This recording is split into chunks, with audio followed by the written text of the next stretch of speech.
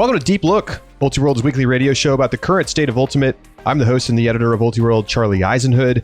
Joining me is Ultiworld senior editor Keith Raynor, and we have a little AUDL playoff action to talk about today.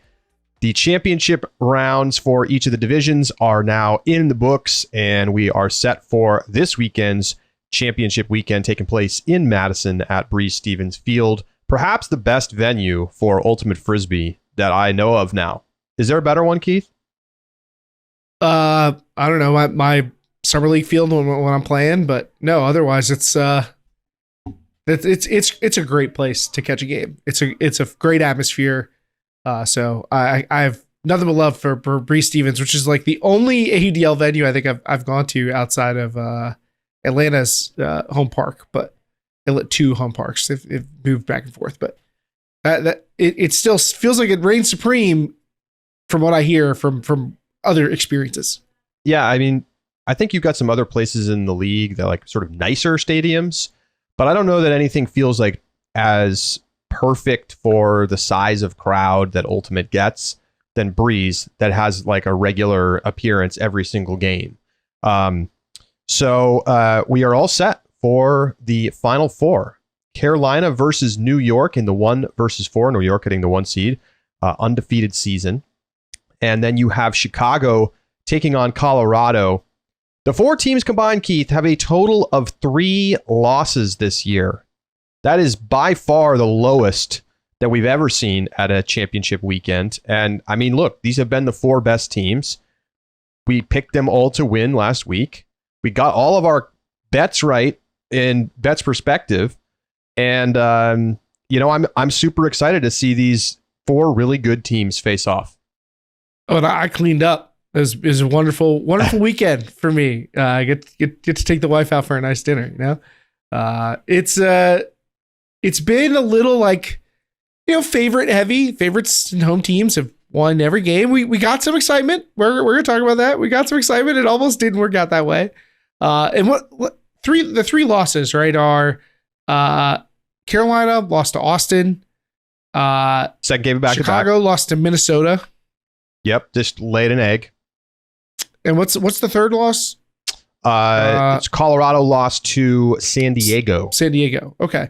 So it's interesting that each of the 3 losses also came to teams who didn't make championship weekend. It could have been a little boring if it had been like, oh, the 3 losses are amongst one another. Maybe that's more exciting too. I don't know. But we've already seen the lines come out there. Things are pretty tight, and I don't see any reason to expect these games to just stick to the script for it to be a quiet championship weekend, even if the preceding playoff games weren't necessarily all thrilling. No, and frankly, it's been in many ways, I think it's been kind of a dull season so far, with a lot of the top teams dominating pretty consistently. And I do think that we ended up seeing the best teams face off in these divisional games. And, they were interesting at times, although, 2 of the games were 5-point wins. Colorado beat Salt Lake 26-21, and Chicago beats Minnesota 21-16. The Salt Lake Colorado game was kind of a wild one. Like, Salt Lake goes down big early, they tie it back up. Then, Colorado pulls away. Just looked like the sort of deeper, more talented overall team. Disaster fourth quarter for Salt Lake. Yeah. And Minnesota was just terrible. But like after last week, I don't know that I'm surprised. We didn't really talk about the games last week on the show, but they didn't really look convincing against Indy. And then played one of their worst games of the season, probably. Like their offense was just bad. And like Chicago's D-line was coughing it up, and it didn't matter because Minnesota just kept giving it back. So a comfortable win for Chicago, whose O-line only turned it over 5 times. So if Minnesota hadn't beaten Chicago in the regular season, like their season itself would just not have been that impressive. 100%. I think we wouldn't have had a very high estimation of them. The combination of preseason expectations, Keith, and then the Minnesota win over Chicago in the middle of the season made it feel like this game was going to be more competitive. But ultimately, I think we both picked Chicago to cover the spread, and they did easily. Have to wonder what Minnesota season might have been like with Nick Vogt, but c'est la vie. or any of the zillion players who've left Minnesota. Well, some of them are still palling around with the wind chill. That's true. That's true. Yes. Cold York's still out there. So the other two games were closer, although really only one was close. Carolina beats Austin 22-20 in a game that was a little bit further away from that scoreline. And then New York beats DC 19-18 on a Ben Yacht buzzer beater. Big sky outside in shot from Jack Williams at the end of the fourth quarter. I don't know, something like 10 players underneath, and Yacht goes up and gets a very nice 30th birthday present, as pointed out by Evan Lepler. So New York, I mean, are you surprised that New York had that much trouble putting DC away? Absolutely, I am. We've seen these two teams go toe to toe during the season. New York has looked like the superior in those matchups. New York has looked better in their other matchups than DC has. DC does have a way of keeping games close, but not this close, and not in this moment. This is the Empire team of destiny or whatnot. You just don't expect them to be in this situation. But for me, it just gave me flashbacks to last year, right? Against Atlanta. They were a superpowered team then, and it took some heroics from Ben Yacht, of all people, to get them to this point last year. I believe that was actually the earlier round that they had to go up against Atlanta. But same situation, a team that I think we all felt like they were better than, who played a great game and kind of pulled the Empire to them, and the Empire just wriggled free at the last moment. Fantastic game by Jack Williams. Actually, if all you heard was that, you might think Ben Yacht was crushing it. Ben Yacht basically didn't do anything for the rest of the game. Kind of no show. Because he's on D-line mostly. He did play he went out there for a couple offensive points, but he's on D-line, and just the Empire just weren't taking the disc away that much, right? Like, that's just, they had 6 blocks. They just weren't taking it away that much. So very quiet night for Yacht, but he gets the last laugh. Yeah, and I mean, I think that the real story here is that New York had a big lead, right? They're up 5 midway through the third quarter, and they just had some mistakes that let DC back into the game. And you have to give the Breeze credit, because they continued to put the pressure on defensively against an offense that has been very good. But I mean, look at what happened. Like, we didn't see their best performance. I mean, Ryan Osgar had 4 turnovers. I mean, how many total turnovers did he have this season? Like, we could probably go and find that out, but 4 turnover game for him is unheard of. Like, he has not done anything like that. He's been the best player in the league, and often has games with 0 turnovers. Now, he still had 5 goals. He had an assist, but I think the fact that he only had 1 assist tells you a lot. I think the Breeze were able to get them to take shots, and they were able to force turnovers to get themselves within 2 to go into the fourth quarter, and they tie it up. And but ultimately, New York has proven to be very resilient in these situations, and they go out there and they get the win. But I do think this opens up big questions about how much of a favorite should this New York team be. They are the 1 seed. They get the 4 seed. But who wants to see Carolina as a 4 seed? I think Carolina is the second best team at this championship weekend, Keith. And I think it's very possible that that's going to be the de facto final. I know some folks in the Midwest are very high on Chicago. I'm not sure that I totally buy in, given how profligate the D-line was with the disc. But, Carolina is going to be a tough out. I do not see them going down easily, and they absolutely could beat New York. I believe it. We've kind of been waiting all year for these teams to go head to head. I still think that there's every reason to favor New York, but there's no reason to doubt that Carolina has it within them to beat them. I think that both teams are going to be hyper focused. They're going to be familiar with each other. This is going to have that feel of the big one. I expect basically a final out of these two teams, even though I do believe that Chicago, I'm a little more skeptical of Colorado, but I do think Chicago has it in them to beat one of these teams on a great night. But that's about as much credit as I think I can give them against teams of this caliber, especially when you see New York scuffling a little bit and Carolina playing pretty well against Austin. Like we said, I think the scoreline not reflective of how much better Carolina was in their matchup with the Soul. So putting to bed some of the rest putting to bed some of the concerns that may have been generated by their earlier loss to the Soul. It should be a close game, but I still think you have to favor the Empire based on what we've seen this year. Yeah, I mean, I think their offensive line is better than Carolina's, but I don't think their defense is.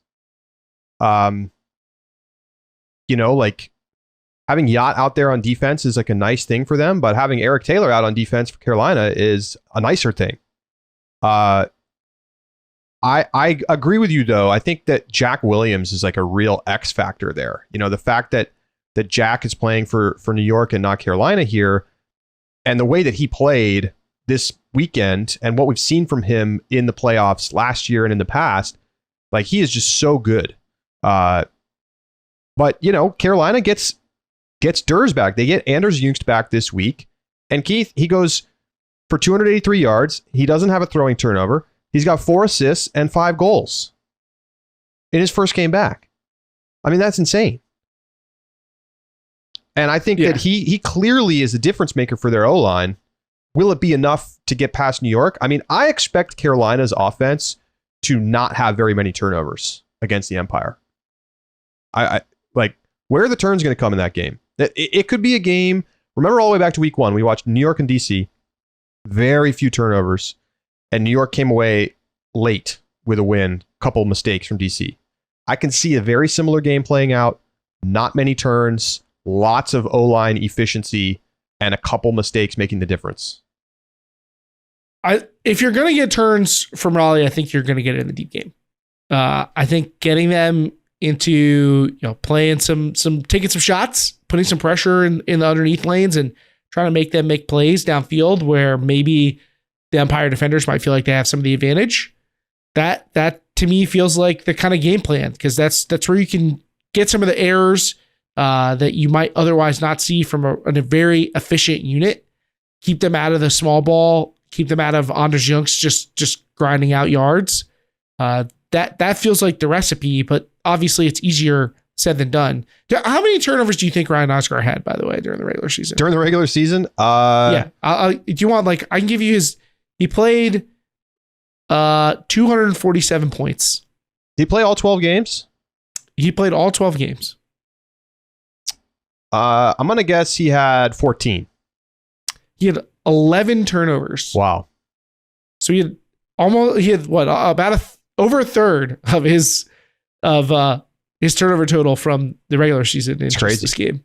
Crazy. I mean, I think the positive spin on it is this was an atypically poor performance from Ryan Osgar, and he will be focused and ready to play against Carolina. But I think that, obviously Carolina's going to look at the tape of that second half and see, did DC manage to do certain things to take New York out of its offensive rhythm and claw their way back into that game. Yeah, it's going to be interesting to see, what the changes are from last year's final. Like, what is the difference in personnel, the difference in play style? Like, how's that changed the game plan? And then you're kind of like second leveling each other. You're thinking, okay, what adjustments are they going to make, and what can I have prepared for their adjustments? I think that's the level that these coaching staffs are going to be at, given that they have so much carryover, so much experience that they can already kind of start working on more advanced concepts. That's what I'm expecting to see here. So there's going to be a real chess match in strategy coming into this one. Yeah, I do want to shout out from DC. I want to go back. I don't know how. It's not clear to me how you can go and watch the game at this point. But if I get the opportunity to, I want to see who is doing that work against Oscar. But shout out to Tyler Monroe, big game in the loss for DC, and he was questionable coming into that game. So impressive to see him come out and have a one of the best performances of the week for anybody, let alone just for one of the teams that didn't make it out of the round. I'm also going to give a shout out to Jasper Tom, who is quickly becoming one of the most impressive handler defenders in the country. Was big part of their comeback, and has looked great for both the Breeze and Truck Stop. Yeah, I mean, there's going to be some sitting down to think about that over these next couple days before the games, the semifinals start on Friday evening, because I want to think exactly about what you just said. How is this year's game going to be different? The biggest thing, of course, is that Yacht is on defense now. That's a big change. And I think that New York has a little more depth now. I mean, I think we talked about it at the beginning of the season, and I think we've seen that from the way that they've played with more consistency. They've beaten teams more comfortably. They've not let leads slip away as much this past week, maybe not included. But I think that's going to be the biggest difference. They were so reliant on their top 3-4 players last year, and they just ran out of steam against, at the time, Raleigh. So, the Flyers, to me, mostly feel like the same team, but they're still minus Alan Laviolette.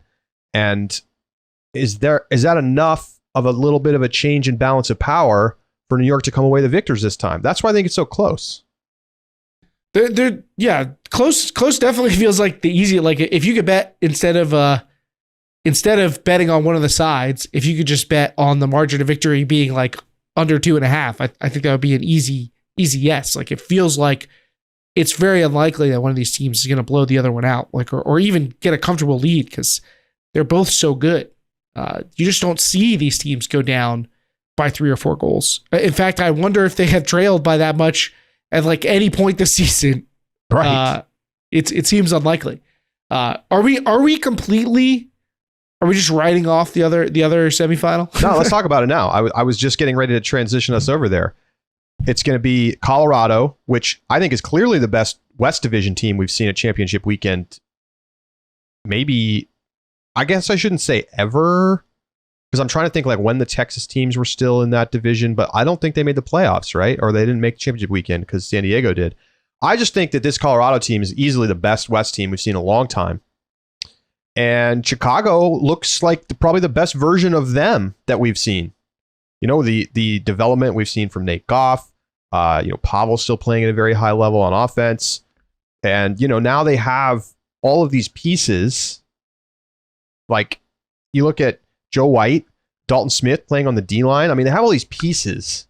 The question is, are they going to be able to put them all together to defeat a team that is a little loose with the disc? I mean, these West teams, there's a lot of turnovers, and I think Chicago is probably my favorite, although both O-lines played well. Both Colorado and Chicago's O-lines played well in their wins this past weekend. So it's as always feels to me like it's more difficult to assess the West Coast team and the Midwest team because there's a little bit less high quality competition within those divisions.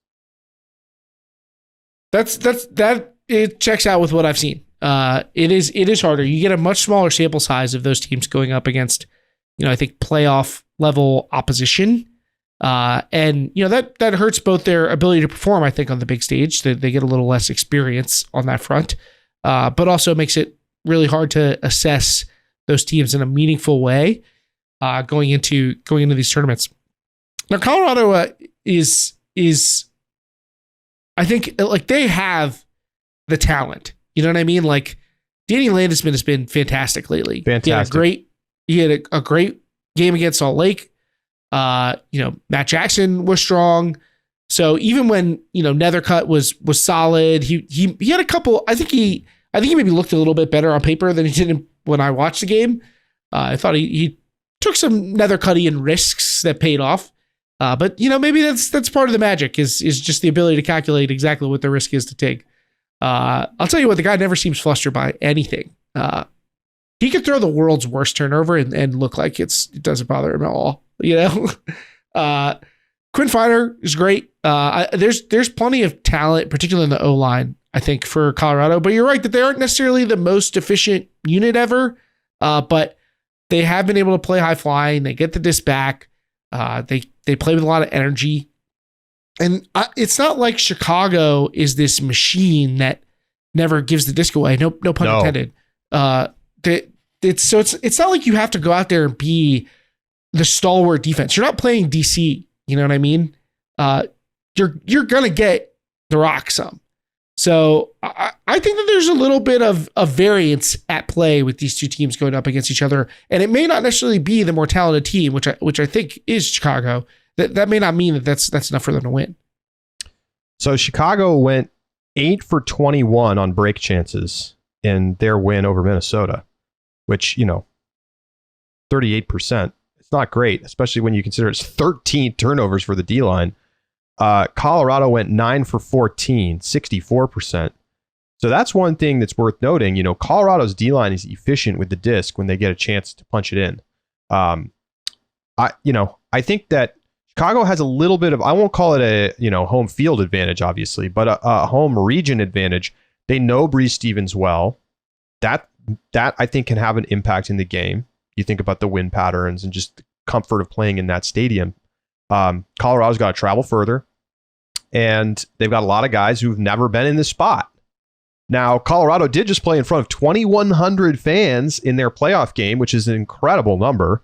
The Summit have really come into the league and put a stamp, from the marijuana sponsorship to like big time newspaper press releases, and they're having like press conferences, and it's just been a very professionally run operation, sort of looking in from the outside. And I think you're seeing that pay off on a kind of not necessarily that nice of an evening, and you have 2,100 people there.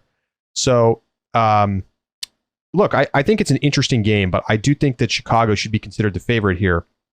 For me, the West Division has to prove it to me before I'm going to pick them in one of these semifinals games. That's fair. And you mentioned the Summit converting at a high rate. I mean, they had the fourth most efficient D-line in the league by possession, converting at 56% during the regular season, which is 6-7% higher than what the Union were converting at. But the thing to me that's going to define this game is again, I guess it's to repeat myself from the other matchup, but even more so here is the deep game. I mean, the Summit huck it a lot, the most in the league. This is a team that sends shots, and that's plan A, right? So if Chicago can't take that away, can't punish them for the ones that they miss, then that's how the Summit can just run away with it, I think. But if Chicago can take advantage of those opportunities, the ones that just either miss altogether or that Chicago forces into bad situations, then I think they can control the tempo. That's another area that I think the game could swing. Is if Chicago can control the tempo, slow the game down a little bit, not let the Summit get into the run and gun show, then they have a pretty strong chance of getting a championship weekend and putting up potentially a challenge against one of those top two teams that we see on the other side. Yeah, and I don't think you really want to be hucking a lot against Chicago, to be honest. I mean, they have maybe the number one elite deep defender in Nate Goff back there, and they also have Joe White back there. And like, yikes. I mean, and Tim Schock too. Like, their D-line is formidable, and I think they're probably better suited to stopping the deep game than they are to stopping like a grindier offense. Let me tell you, we have. I want to do this just because we have the chance. We never get to do this in Ultimate. We actually can look and see how opponents hucked against the Union this year. Oh, I love it. I love this. They had the fifth best defense against opponent hucks. Fifth worst percentage their opponents had. What was that percentage? 57.4. Okay. Is the opposing team percentage. Colorado's usual percentage of completion for the season was 67.3. I mean, everything has to be taken with a little bit of a grain of salt in the Midwest, because you have, I mean, there's bad teams in every division. And I think maybe it's fair to say that, like, who is truly awful in the Midwest, right? Detroit, of course, and Pittsburgh. The rest of the teams, Indy, Madison, those are solid. Those are totally solid teams. There are some awful teams in the West too. Who is the top deep or like anti-huck defense? By percentage, 5%. Madison. Yeah, okay. That makes sense. Barely ahead of New York. About 1.5% ahead of New York. You can also look at total Hucks, which was also Madison by like a lot. In terms of the actual number of Hucks thrown against them? Madison, which is wild. The Shred gave up 121 to read the lead. Oh my God. The Shred, dude. 58 is so few. Wow. Yeah, no, it's very interesting to think about that. I think it's a little hard to handicap the game, but overall, I think that Chicago has been in the spot. They've been tested. They've improved as a team. They have the personnel. And I think that although you're right that Colorado's going to get break chances and they're probably going to score some breaks, I think overall the Chicago defense is going to significantly disrupt the Colorado offense, and this game could end up being one-sided. I also wonder what we're going to see from rosters. Both teams, I would say, have a really strong young player who wasn't participating in their divisional final. Eli Artemakis for Chicago and Alex Atkins for Colorado. I don't know about Artemakis, but I know that Alex Atkins was there. Like, he was physically there and dressed, but not playing. So that says to me that he was hurt. I don't know Artemakis' status, but those are two players who are probably like one of the best 7 performing players on their teams this season.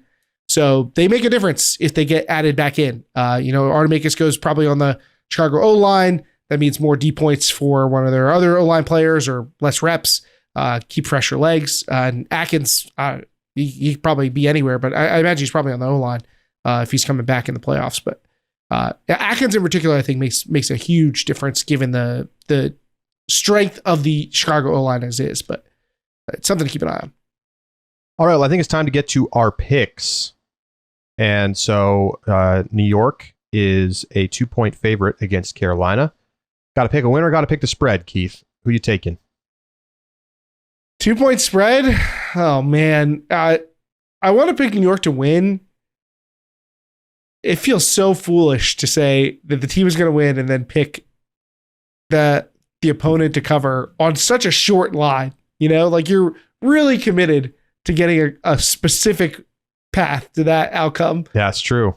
But like, how can you think that this game's going to be won by more than 2? Like, just doesn't feel that way. So I'm going to take New York to win and Carolina to cover. I'm definitely taking Carolina to cover. I've been waiting for this line to come out because I knew that it was going to give Carolina a couple points. I was wondering how many. I would have loved to get 2.5. If it gets to 2.5, or God forbid gets to 3, that is like a massive bet for me. I've been going back. Honestly, I've been going back and forth on who I think is going to win this game. I think I have to take New York, but it's probably going to be very similar to what we saw this past weekend, where like they have to win on the final point. I love getting 2 points on Carolina. I think they absolutely have a chance to win. I think this game is going to be a lot closer than people expect if you're just sort of like a casual fan and you're like, wow, New York is so dominant this season. They haven't lost. Yes, but I think Carolina is going to be able to disrupt their offense, and the Carolina O-line is very good with Durs back out there. So we'll see. I think New York wins this game by 1, maybe 2. We're pretty much both saying by 1. Yes. More or less. Yes. Oh man. It's not a safe place to be, but we're gonna go with what our hearts and our heads say on this one. And although you mentioned that last second win against DC, man, I'm sure if I had been watching the game in the moment, it would have been exciting. The game's on the line, everything's there, but like, jump ball as the moment to define the game. That's not my favorite thing that I've ever heard. Why don't we talk more about that in our subscriber bonus segment? Something we've discussed a little bit this season, and about, the end of quarter situations, end of game situations in the AUDL. And I think we have some interesting stuff to discuss about, is there a better way? Join us, ultiworld.com/subscribe, and we'll discuss that in Out the Back, our bonus segment. Keith, on the other side, as of the opening line, Chicago and Colorado are essentially a pick 'em. but not exactly, because Colorado comes in as a minus 150 favorite. And yes. And Chicago is a plus 120 underdog, but there's no line. So you just have to bet the money line, at least for now. So who are you taking? Well, with those numbers, I'm definitely taking Chicago. Plus, I already said that I think they're the favorite in the game. Plus 120, I'm hammering it. Where's my mortgage papers? Let's put it all on it. No, I got to take Chicago to cover a no point spread. I think that they have the better experience. Better experience. I got so excited about that betting line that I started to physically react to it. I think they have more experience in this situation. It's the first time this Colorado team's ever been together as a team in an environment like this, let alone just getting to championship weekend. So yeah, they may have some experience on the roster, but it's different as a whole unit. And Chicago actually has a chance of having fans on hand. So they will definitely have fans there. They may actually have some sort of home field-ish advantage. Not that we've seen that be the biggest factor, I feel like, this season, but little shorter travel too. They're not traveling out of time zone, all that kind of stuff. Everything's pointing to Chicago by a couple points. I think they're going to take this one by 2 or 3. Don't forget, Chicago was more than in the game against Raleigh last year. They were up in that game, and they had a couple of absolutely boneheaded turnovers late on unders, basically. I mean, Pavel just threw one wide to a completely uncovered receiver, and they coughed the game up. Now, you could say, well, that's a bad sign, but Carolina was the best team in the league last year, like pretty obviously. And Chicago was right there. And I think Chicago's better this season. How do you not take this line plus 120? You have to. You have to. Chicago is clearly the favorite to me. I think that they could win by 3 or 4. I would expect this line to be minus 2.5. And I definitely expect it to get hammered and bet down. Like, move now if you're listening to this and it hasn't moved yet. Move now if you're in a place where you can do that legally and it's something that's interesting to you. But I think that I gotta have my caveats. I'm not trying to get sued here.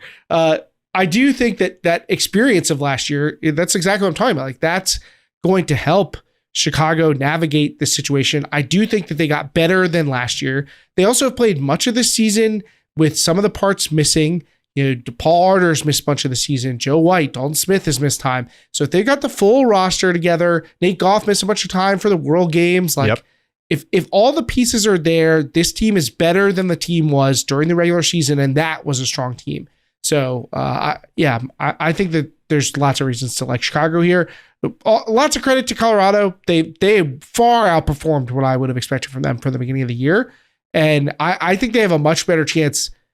I have a higher estimation of what they can do in this game now than I would have if you had said, okay, this is going to be the matchups when the year started. Well, and they've gained a lot of credibility in my eyes, but you just haven't been here before. And it's not going to shock you if they win. Think back to last year when San Diego played New York. It was exactly what we expected. A total beatdown. San Diego had no chance in that game. No chance. We knew it going in and we knew it coming out. Colorado has a chance. Colorado very much has a chance. They are a good team. They have an excellent athletic defense. Alex Tatum and Cody Spicer out there. Like, these guys are good. They're going to get turns. Baby. And yes, AG. I like this Colorado team. I just think it's not the time yet for them. They're still a couple years away, but they're going to put up a fight. So it should be a good one. I'm very much looking forward to the game, so you can check out the action. The semifinals are going to be on AUDL.tv. The final will be live on Fox Sports 2. You can get various free trials to various streaming services if you want to get Fox Sports 2 for free. The games are Friday evening and Saturday evening. So looking forward to being there and taking in the action. That's going to do it for this opening segment. We're going to come back after the break, and we're going to talk about the Elite Select Challenge and the bid picture and the shifting sands of the bids in the club division. Don't go anywhere. You're listening to Deep Look.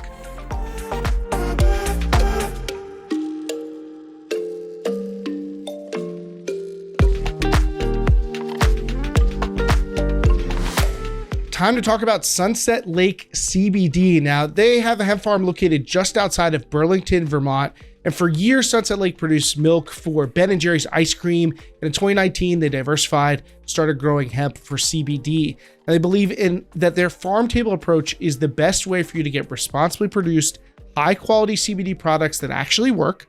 And they craft topicals, gummies, oils, and more that helps with stress, aches, and can help you get to a good night's rest as well, help you get to sleep. Now, for me, I have a big trip coming up. I'm going home to Atlanta to visit my family. First time I'm flying with my toddler son. Whew, my wife already gets anxious on flights.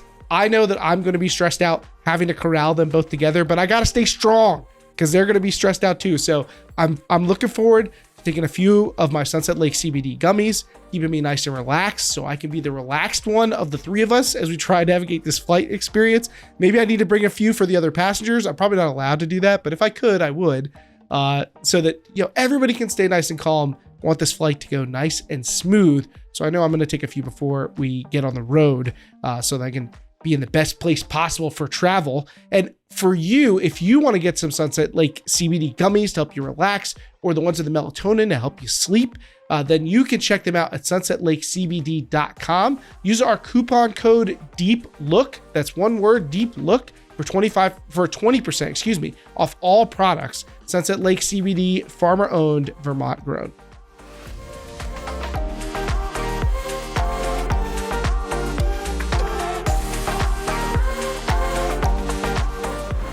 Welcome back to Deep Look.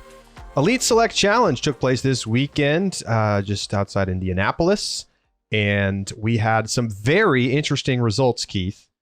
I don't think we've maybe been this wrong about who's going to win a tournament in a while. Like, we didn't pick the winner to make the final in 2 of the 3 divisions. So let me just run it down really quick. It is Omen out of Ohio that gets the win in the men's division. Total surprise. In the mixed division, Shine out of Nashville gets the win. They defeated Exist in the semifinal, and then Kansas City United in the final. And Sixers, maybe predictably, dominated in the women's division, cruising to a very comfortable victory over Tabby Rosa, and a perfect undefeated weekend for them. So, I mean, Omen, Keith. What? We got chirped on our YouTube video, and perfectly so. Someone said, "What was that you were saying about a 3-horse race?" Or what happened in the 3-horse race? Something along those lines. And perfectly good. You could, your headline here could be like team of the moment or something like that. There's a lot of Omen jokes to be made. But yeah, they brought the goods. I didn't see it coming. And they went through, they had to go in the final. They had to go through Double Wide, who's one of the teams that we had said, like, those are 2 of the teams that we said were the teams to beat at this tournament. And they went through them to get into this championship, to take home the tournament win. They lost to Vault in pool play. Yep. They were pretty close with Colonels in the quarterfinals, as close as they were with Double Wide. So they actually did better against GOAT than they did against Colonels. But in the end, they take home the win. And I don't know, is this another thing that we have to think about when we start talking about the rankings? Yeah, I mean, I think that the Great Lakes may end up with a second bid thanks to this performance from Omen. I mean, it's going to come down to the final week, as we discussed in our subscriber bonus segment last week. But as it stands today, and I don't know if have the official USA Ultimate rankings come out yet? We're recording on Wednesday afternoon, so it is possible. I'm going to check right now. And the August 24th rankings are, in fact, out. And Omen comes in at the number 14 spot as the top select team out of Cincinnati in the Great Lakes. So as it stands, that's only 1 spot behind where they are in Frisbee rankings. So very, very close.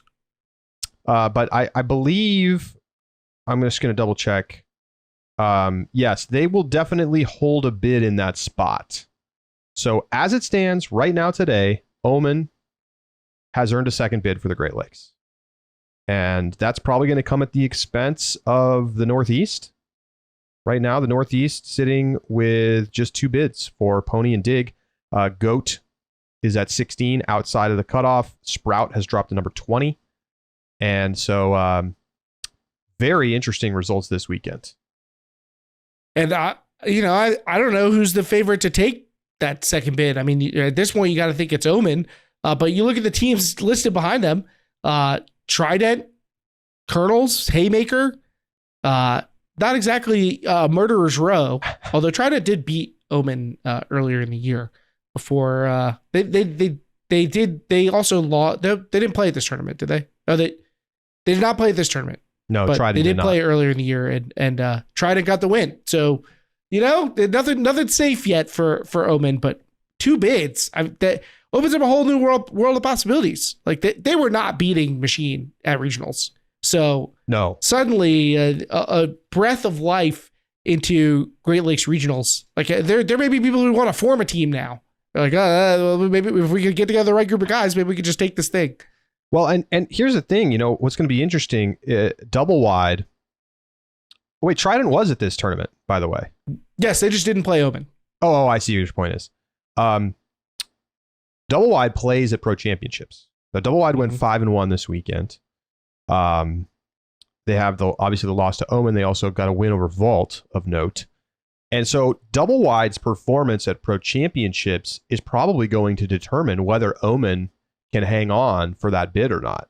Because if double wide goes out there and gets rolled, that the value of that win is going to drop, and we could see that pull Omen down. Now, getting to these second order effects is very difficult to determine sometimes, but you know what? This is the point of a tournament like the Elite Select Challenge. A top select team like Omen can come out and have a chance to play teams like double wide, teams like Goat. And you know what? They went out and they won the games.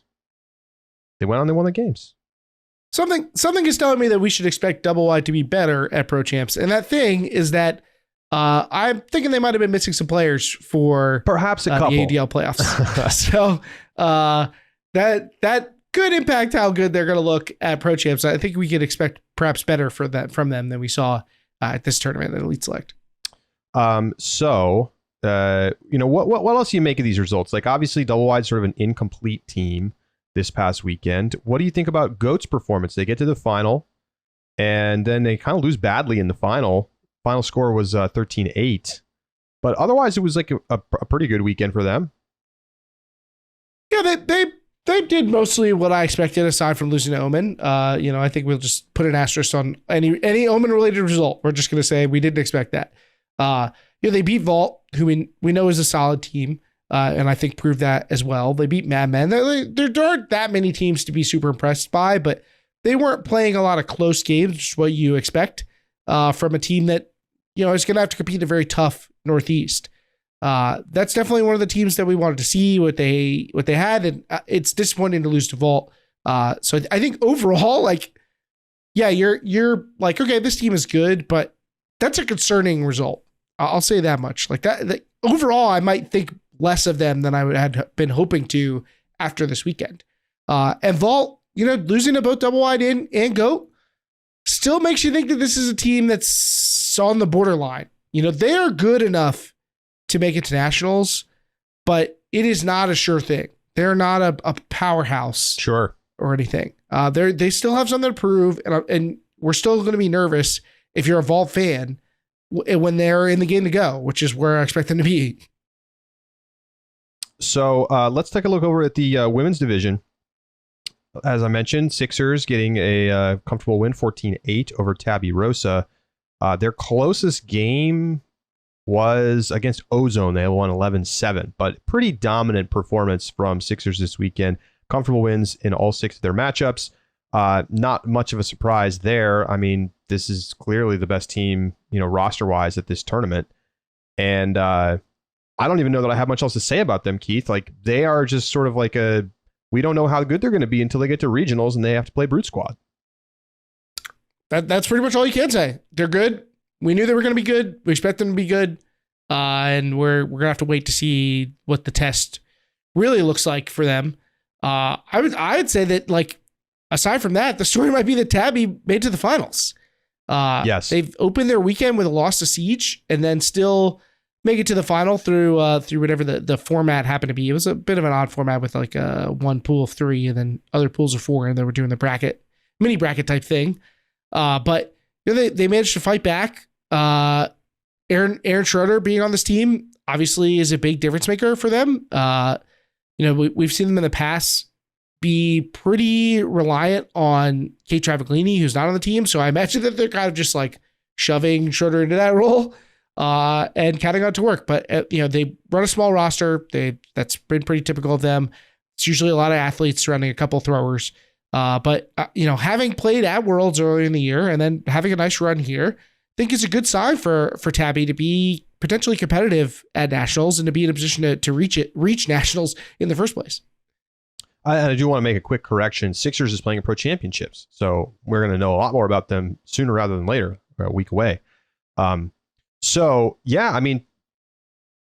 It's an interesting tournament because we don't necessarily know how strong all of these teams are relative to the rest of the field at this point. The Sixers coming in, they get the 6th spot in the rankings. That's the unofficial rankings. Let me pull up the official rankings. Sixers indeed in the 6th spot, and Tabby Rosa in the 13th spot. So that's a nice little result for the Southeast. Is that going to be enough for them to get a bid? Because it's them and Ozone sitting at 13 and 14, and right now Ozone is the bubble team. They're out. Right. So it's probably going to come down to who did Ozone play this weekend? Did Tabby play Ozone? Tabby did not play Ozone. Ozone played against, most of their points are a 9-11 loss to Pop, an 11-9 loss to Pop, and a 12-7 win over Flight, and a 13-10 loss to Parcha. Those are their big points I don't know if there's going to be enough there. And they played Sixers, so their score could change based on Sixers or Pro Champs. Yeah, if Sixers does great at Pro Champs, that could help them. They lost by 4. But it may be that the Southeast just barely misses out. But that should be a fun game in theory. Ozone Tabby for the bid. Yeah, I think that should be interesting. Obviously, you're going to favor Tabby at this juncture, but it definitely should be interesting. And it may depend on what else happens elsewhere. If one of the teams that has an auto bid can jump in, like what's that going to do? Or you got to move around with these auto bid situation because you have a bunch of teams outside. The bottom four teams in the rankings that have a bid are all teams that have their auto bid. Right. So let's see. What else did we notice? Siege, good weekend overall, I think. I mean, a little clunky with the loss to 2 losses to Parcha, but they do get the win over Tabby. They play within 6 of Sixers. I feel like Parcha was kind of the disappointment. I mean, we both picked them to make the final and lose the Sixers, and then they didn't even make the final. They lost to Tabby Rosa. So, do you see that as a bad sign for Parcha, who did win all of their other games?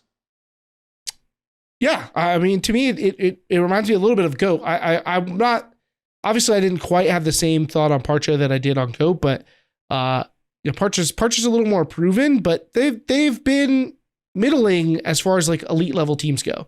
And that type of result, the loss to Tabby, is the kind of win you want to see them get if they want to compete for more at Nationals. Like it makes you feel like their ceiling is capped.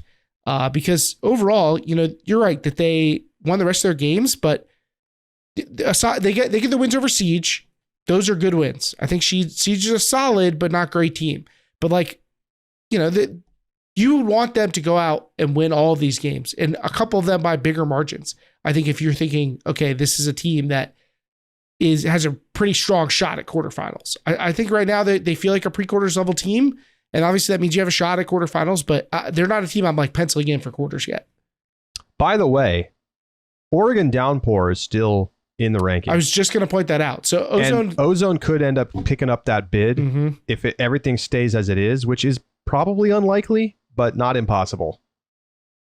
Like I guess it's like, does Siege somehow pick up enough points to pass Ozone? Well, the other thing that we're forgetting here is Phoenix. Right.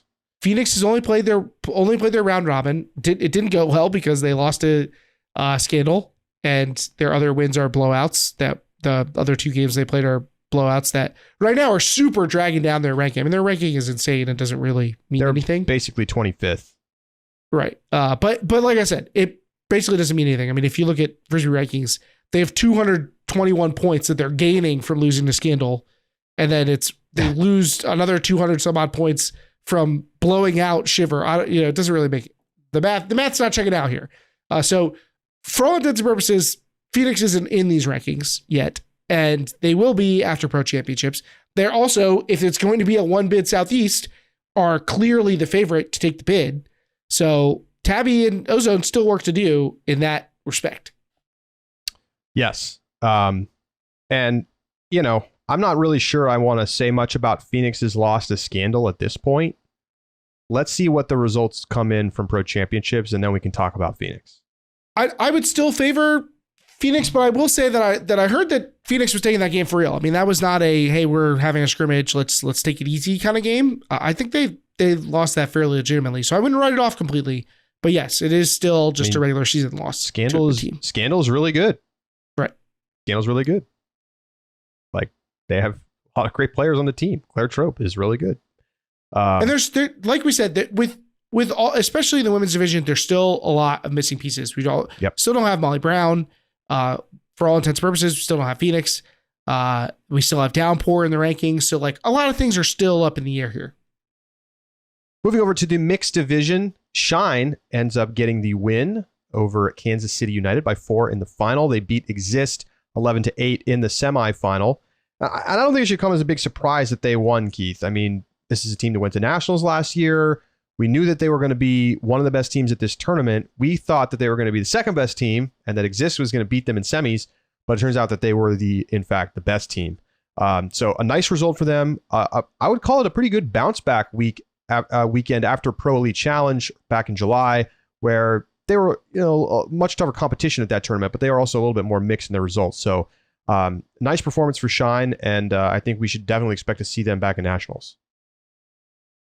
Definitely a good win for them. Beating Exist in particular, I think we both, like, neither of us had Shine in the final, but we both kind of had the same read, which was that the Exist Shine game was the de facto final, and that proved to mostly be true, as Exist was able to win all of their other games.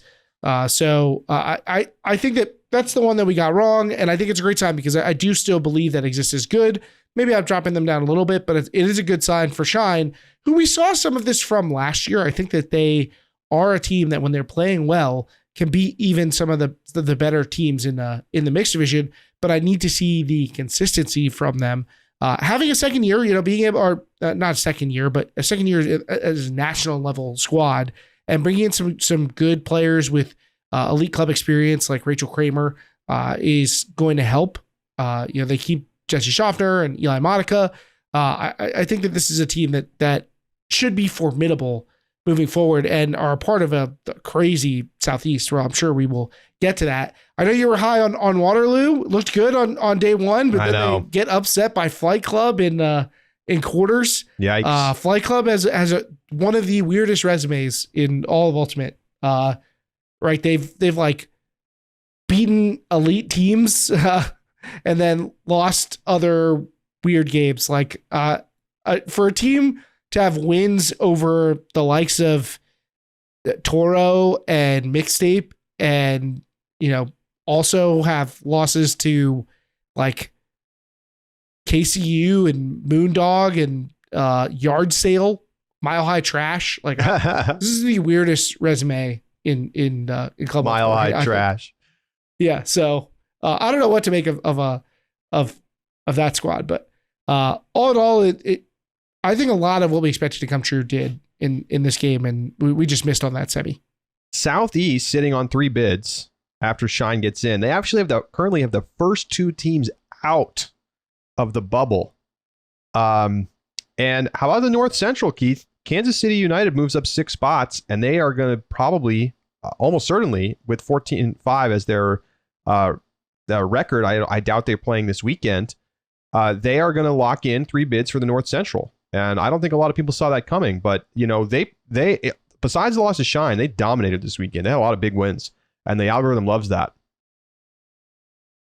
Yeah, they looked apart. I mean, there's nothing that looks fluky about the way that they've gone through the season, they're beating good teams. They're playing competitively with other good teams. When they take losses, like they're not taking weird losses to bad teams or getting blown out by other good teams. I mean, they're mostly playing a pretty competitive slate and handling it well. They're 14-5 on the year.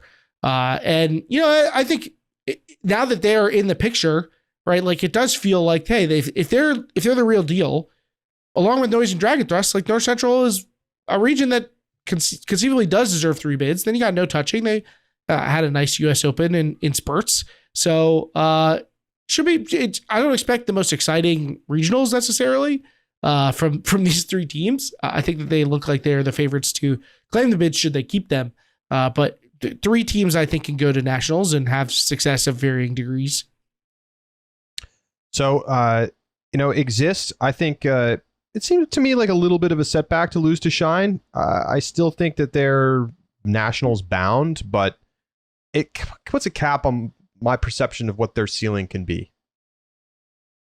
All fair. I think that there was some kind of like maybe dark horse semifinals buzz around this team, improving upon last year's roster, getting more elite club experience, getting another year together. But yeah, this does feel like it shows you a little bit of the other side for them. This is exactly the kind of matchup they could face in pre-quarters, and suddenly the season's over extra early, and they don't get to be the surprise team at nationals. I think that's exactly what I see from this. Or if you really want to look poorly at it, could be your problem at regionals if they run in a team. Northeast regionals is no cakewalk. No. I mean, it's just their second loss of the season. They lost to Slow 13-7 at the Boston Invite, but then avenged that loss later on, 12-10. They have the win over AMP back from June, but it was June. So I don't know. I think that's the kind of game you got to win, right? A late season game against a good team. That's the kind of game you got to win if you want to be a team that you think is going to, make a run past quarterfinals of the Nationals. So regionals is coming up. Going to be an interesting one. They need the Northeast to hang on to 3 bids, because you don't want to be in a situation where you got to beat both Slow and Sprocket to get a nationals like that. That's not ideal, because either of those teams could put up a game like what we saw from Shine. It's looking a little scary for the Northeast right now. Little bit, but it's dicey, but it's doable, I think. Yeah, it's doable, but let's see. Sprocket is at 16, Slow is at 14, Exist is at 13. So they're sitting right now on 3 bids, but right at the edge, all 3 teams near the cutoff. So is that going to be enough? I mean, it's not going to come down to pro champs. As pretty much everything is. This is one of the more exciting situations that we're going to have in the club season in a while, it feels like. Yeah, we get our first look at the best teams playing each other, and a lot of bids are riding on it. So should be a blast. That's coming up. Bust out the calculator. It's going to be a lot of math to be done. Oh yeah, we're going to see some frisbeerankings.com updates on both Saturday night and Sunday night, I would imagine. So that should be a lot of fun.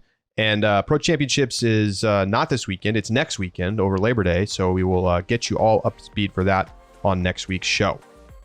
So that is going to do it for our broadcast this week. Broadcast? I don't know why I said that, but radio show, podcast, it's something. And we look forward to talking with you next week. AUDL Championship weekend is coming up. Enjoy it, everybody, and we will talk to you next week right here on Deep Look.